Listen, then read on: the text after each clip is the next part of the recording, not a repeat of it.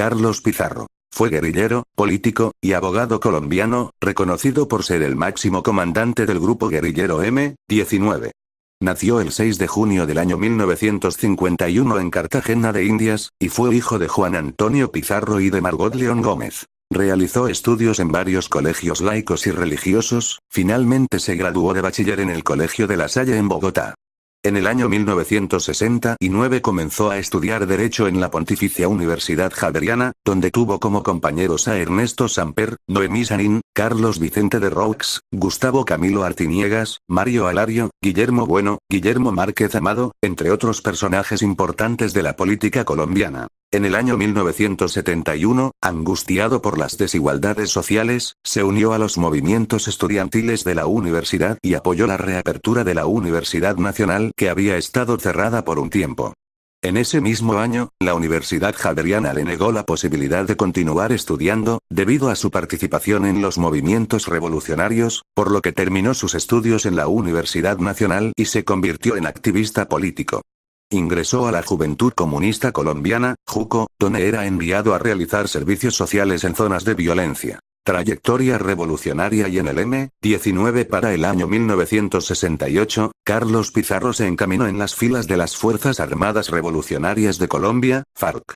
Sin embargo, debido a diferencias con los altos cabecillas del grupo armado, se retiró el 11 de septiembre de 1973, y junto a Jaime Bateman, Álvaro Fayad alias El Turco, Luis Otero Cifuentes, Vera Grave, Iván Marino Ospina y otros, crearon el movimiento 19 de abril, M-19. El M-19 se catalogaba como una guerrilla urbana, nacionalista, bolivariana y socialdemócrata. Fue capturado el 14 de septiembre del año 1979, durante el gobierno del presidente Julio César Turbay. Fue llevado a Cimitarra, a donde se le realizó un cuestionamiento y luego fue llevado a la cárcel La Picota de Bogotá.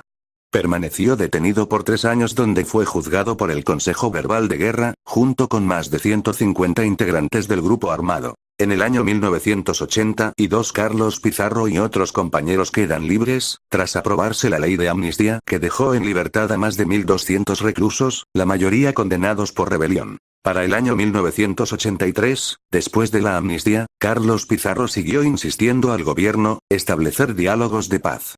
Tras la muerte de su compañero Jaime Bateman, tomó el mando del grupo después de Fayad y Ospina. También fue nombrado vocero del grupo durante los diálogos de paz con Betancourt. El 24 de agosto de 1984 se firmaron los Acuerdos de Corinto, después de un atentado que sufrió durante una emboscada del ejército, de donde salió herido junto a su compañera sentimental.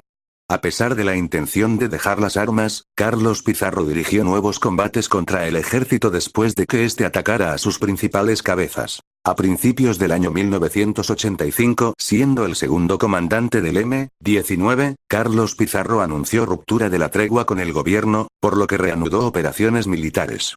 Para el 6 de noviembre de ese mismo año, Álvaro Fayad, como comandante supremo, ordenó la toma del Palacio de Justicia en Bogotá y el secuestro de los magistrados de los altos tribunales. Pizarro afirmó que estuvo desde el principio en desacuerdo con la toma y declaró posteriormente que esta había sido un error por parte del movimiento guerrillero. En el mes de enero del año 1986, fundó el Batallón América junto con el movimiento armado Quintín Lame, el movimiento revolucionario Tupac Amaru de Perú y el Alfaro Vive Carajo de Ecuador y los Tupamaros de Uruguay.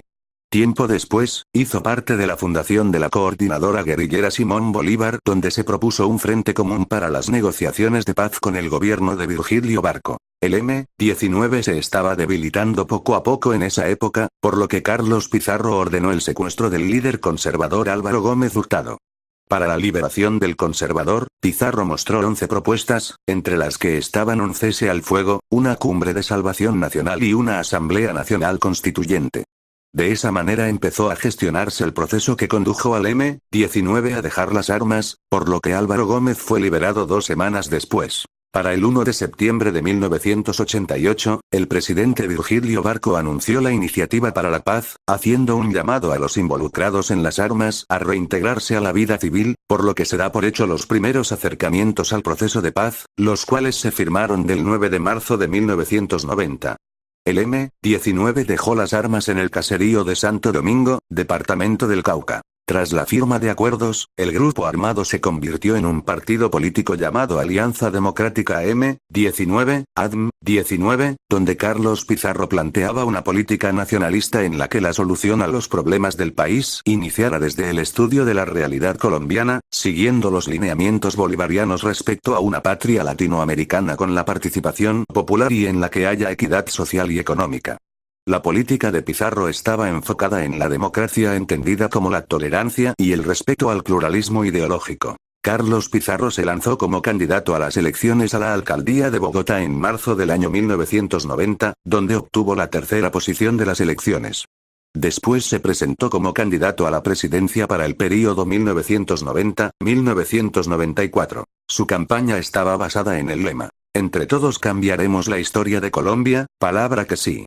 Carlos Pizarro fue asesinado el 26 de abril de 1990, cuando se disponía a viajar a Barranquilla. El sicario Gerardo Gutiérrez abordó el mismo vuelo del Pizarro y le disparó en varias ocasiones dentro del avión. El 28 de abril de ese mismo año, sus restos fueron enterrados en el Cementerio Central de Bogotá. Gracias por ver el vídeo.